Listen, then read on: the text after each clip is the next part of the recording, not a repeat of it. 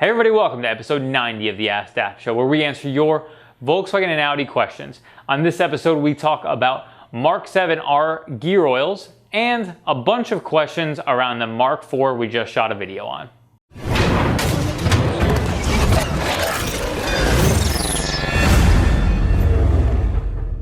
Okay, so before we get into the questions of this episode, I want to preface this. A lot of these questions were asked on a video that I shot recently about how not to buy a GTI. It actually goes over a vehicle, Mark 4, that has a bunch of different issues, pretty long laundry list, and that's kind of a prerequisite to context of some of this stuff. So I'll link to that here, where you can check out that video, that you can maybe pause here and then watch that video, come back, and then you can watch this one later. That video is actually done pretty well. So let's get into our question. Tom O'Connor via YouTube asks, what's the situation with aftermarket catalytic converters?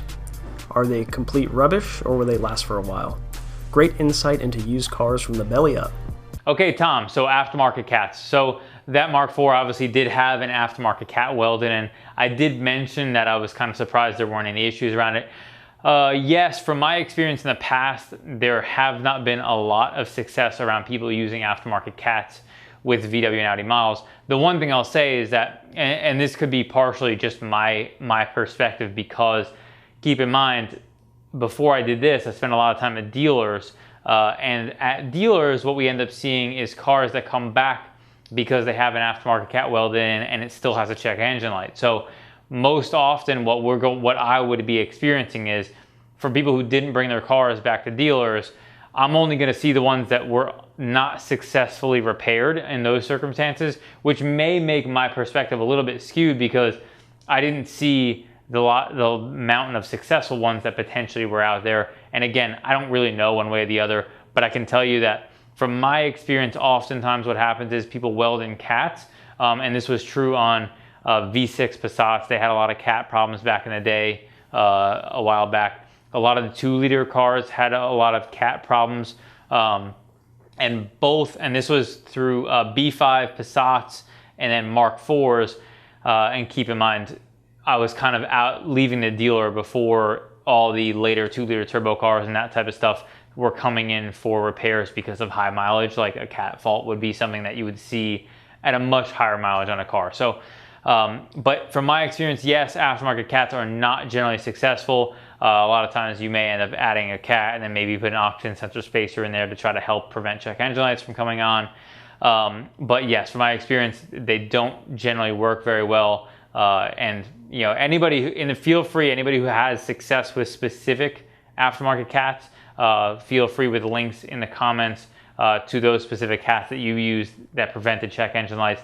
And also I want to preface it by saying that cars that have stage 2 tunes do not count, because any car that has stage 2 software is going to have the parameters change for what it looks at for the rear O2, if at all. So that car wouldn't count. I'm talking about cars on a factory tune that don't have an aftermarket cat, that don't have catalyst efficiency faults. A user via YouTube asks, OMFG, the aesthetic modifications are no problem, but the suspension modifications are really deadly. Is this even fixable? Okay, so yes, that Mark 4 aesthetically, had some stuff. I think overall the outside is actually not that bad. It's plastic dipped, and everybody could have their different opinion about how it looks. I think it looks like a pretty good, cool car externally.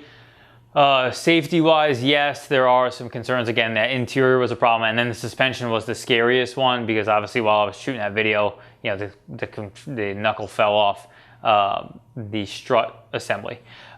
Is it repairable? 100% yes. Anything's repairable. Some of the stuff is easier than others.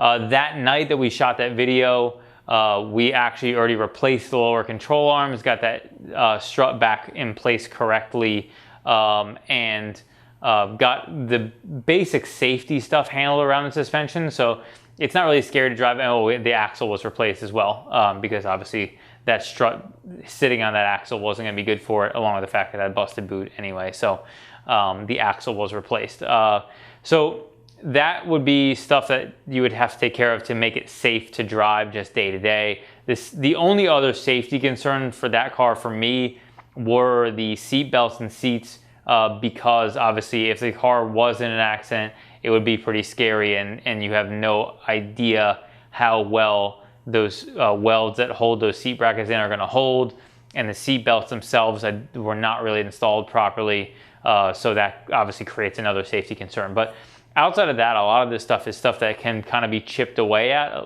bit by bit, and set back to where it needs to be. Maxime via YouTube asks, would you stay away from modified vehicles when buying for a new project or a daily? Okay, so this is actually a really good question. I think it's really tough to answer this question specifically because this is going to be subjective for every person, because everybody's going to have different skill sets. Part of the reason why we put out so much video, especially DIY related stuff and other things like that, is because what could be easy to one person may be very difficult to another, and so everybody's experience is going to mold and shape how they make decisions, which is why, in my opinion, what we do is I put it out there. You can see how to do it and then determine whether it's for you or not. You know, we still get people who call us and say, how hard is this job? And I don't know a better way to show you how hard a job is than showing it to you, because, you know, we're showing it to you. My opinion of what's hard, I can guarantee you, is certainly not the same as the average DIYer. I worked on cars for a living professionally and have been in the field for a long time.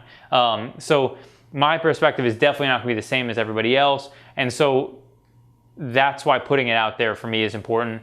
That really falls in line with this question, because buying a modded car versus buying a bone stock car, there's a lot of benefits to buying a modded car. Especially if you're somebody who's going to mod the car anyway.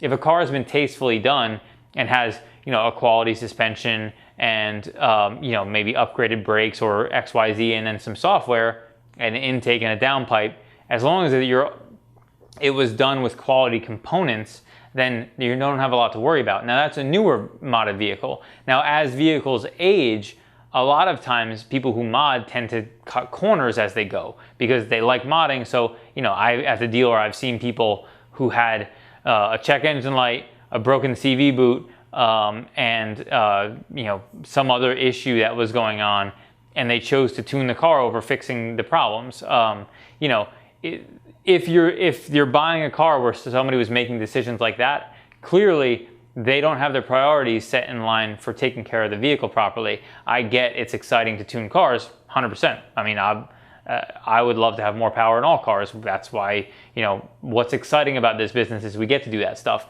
But my advice is always take care of the stuff that's broken first, then you can go to modding in the future. And I know, you know, that's not super popular because nobody has infinite amounts of money, so you have to make decisions as to where you spend it. So to answer this question, I would say it really depends. When you're buying a modded car, you have to know where it's coming from, or more importantly, and this is the exact reason why I made that video in the first place, talking about that car, was because Charles and I both hammer all the time, every time we've answered a question, any variation of a question about what to look for when buying a used car, is always asking a professional to look at the vehicle is always going to be the best advice, whether you're buying a modded car or a not modded car.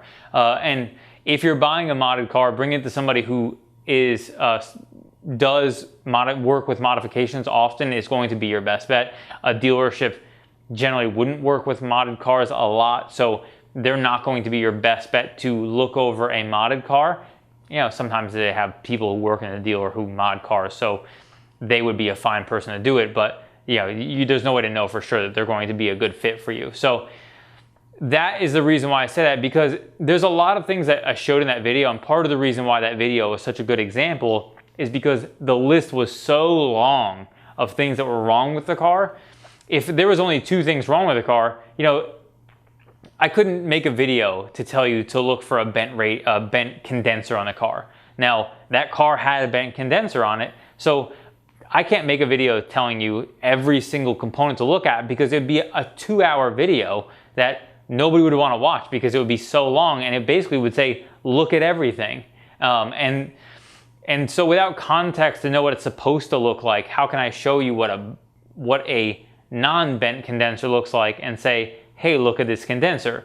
Because the list of things that should be good on a car is going to be a lot longer than the things that aren't, which is why knowing what you're doing and what you're looking for and what it should look like is such an important asset. And that's why bring it to a professional. If you don't know what you're looking for, regardless of modded or not, you should definitely bring it to somebody, have them look over the car. They'll be able to give you a better indication than anybody. And so if a dealership charged you an hour labor, 100, 120 bucks, whatever, that would be so, imagine that vehicle with the laundry list of things that are wrong with it. Imagine that if you get that inspected first and then they bring you back this laundry list and it's a $6,000 quote of repairs, that $120 was a really good investment. And yes, that is a lot of money, especially if you're talking about buying a $2,500 car. 120 bucks is a good amount of money for you. I understand that 120 bucks isn't nothing, but at the same time, the exposure that you have by not doing that is so much higher, and the risk without being a professional to ensure you're buying a car that is a solid choice, it just isn't there. There's nothing I can say to teach everybody how to look for things that you may not know to look for.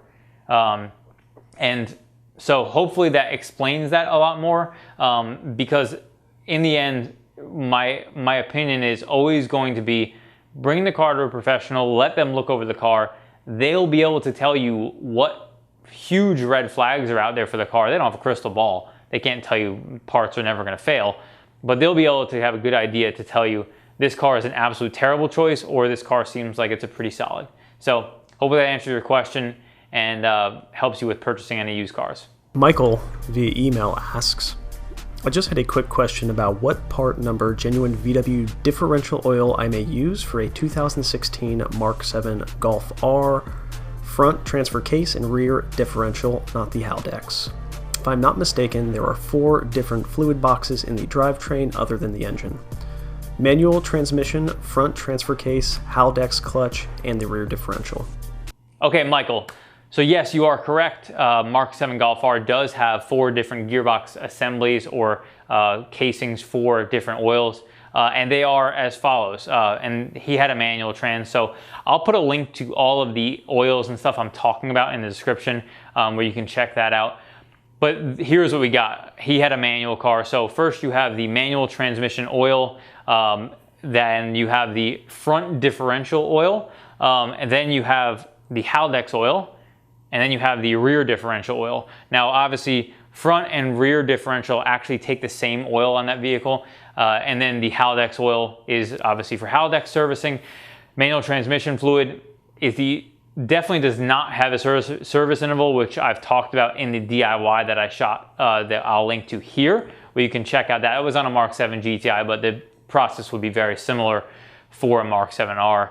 So the servicing of the differentials also don't have an interval. They are a lifetime fluid, but is something that if you're looking to, and many R owners are hyper vigilant as far as maintenance, if you're looking to service, maybe every 50,000 change it, even though there is no technical service interval on that particular differential. The only one that does have a service interval is the Haldex one, so that should be serviced at the intervals recommended. So also, I will link to the article that I have that put together about Mark 7 service intervals for Mark 7R. I did one for GTI as well, which I'll link in the description below where you can check that out.